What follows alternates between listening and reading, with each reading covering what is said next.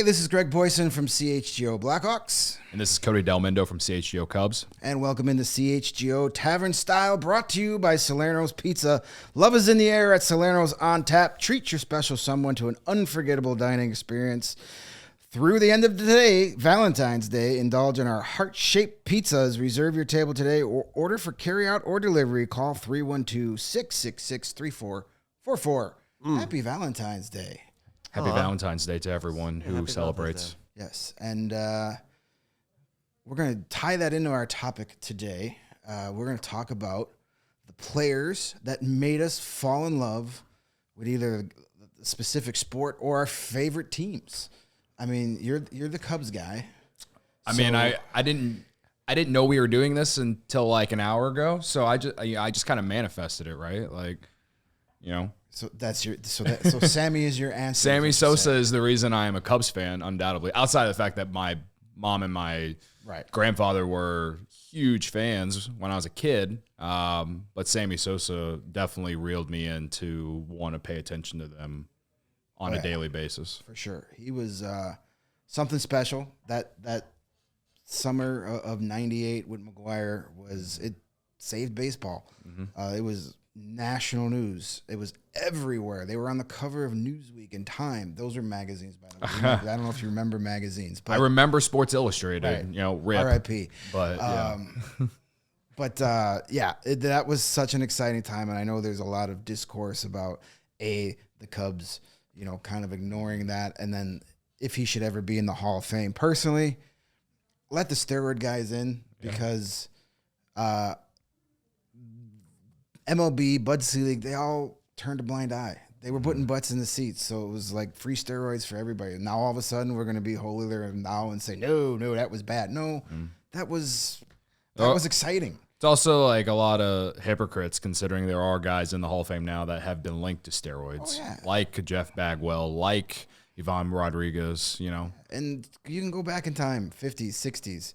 It might not have been steroids, but they were doing something. Those guys were on a lot of unnatural substances. And they weren't necessarily all good people either. No. So a lot of jerks in the Hall of Fame. When it comes to does Sosa belong in the Hall of Fame, I will always believe that. But definitely the Cubs Hall of Fame. The fact that he didn't get in this year, it all comes down to the fact of there's a lot of part of the voting process for the Cubs Hall of Fame comes down to former beat writers and players who were in the Cubs Hall of Fame, and there's a lot of former players in the Cubs organization who aren't a fan of Sammy. So I can't necessarily blame ownership for that aspect, but I do think that the fact that he's kind of been banned from Wrigley Field for the last 20 plus years of my life is ridiculous. Yeah, but I know it didn't end on great notes, but time heals all wounds. I mean, for me, Cubs, I'm a big Cub fan. My parents were Cub fans too. But the guy for me that made me go, oh yeah, this is my team, was Andre Dawson. When the Cubs got Andre Dawson, that dude was a beast. He was scary looking. He was intimidating, hitting 900-foot home runs, had a cannon for an arm. The only downside was the turf in Montreal destroyed his knees, so he was a 30-30 guy. Every year with stolen bases and homers, he was just so awesome. I loved Andre Dawson. He was the one that made me go from kind of liking the Cubs as a child to being I'm on board. But the one player I want to talk about the most for this, being the Blackhawks guy, being a big hockey guy, again, parents took us to games at the old stadium as a kid, but it was Jeremy Roenick that cranked it up to 11 for me. Those early mid-90s teams, Jeremy Roenick, Chris Chelios, Ed Belfour, those guys, they were great players, but just Roenick had that swagger about him and that he was just so cool. When you're 13, 14 years old, you're like, that's the guy I want to be. Now, his post-playing career, he's kind of been disappointing, saying things that you're kind of like, but man, his time with the Hawks, there was nobody cooler in Chicago sports than Jeremy Roenick in the 90s. Yeah. I mean, I'm not the biggest hockey guy. I follow it thanks to working here and talking to you guys every day a little bit more now than I ever did as a kid. But if we're going other Chicago sports, I'm thinking, I don't really count the Jordan era because I was so young in the 90s. So after that, it's Derrick Rose for me. Derrick Rose made me a bigger Bulls fan than I was, after Jordan left. I loved Ben Gordon for a little bit, but Derrick Rose really stole my heart, when I was like a teenager going into, in high school, going into college. Unfortunately, it all fell apart because of his injuries and stuff, but he's another one that he made me really honestly, at some points in my life, I would argue I was a bigger Bulls fan than I am a Cubs fan. And as the Cubs guy here, that's big of me to admit. Yeah, no, I was lucky enough to be, late grade school for the first three-peat, and then high school was the second Bulls three-peat. Mm-hmm.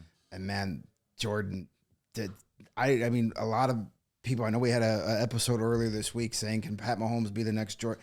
Nobody is ever going to be Jordan as far as stardom just because of, the time. It wasn't like, the information and the highlights weren't out there instantaneous like they are now. He was a global megastar. You're never going to see the likes of that again just because it's not as easy for people in France and Japan to fall in love with an American sports star as it is today. Yeah. Being around and being like teenager during that was awesome. Yeah.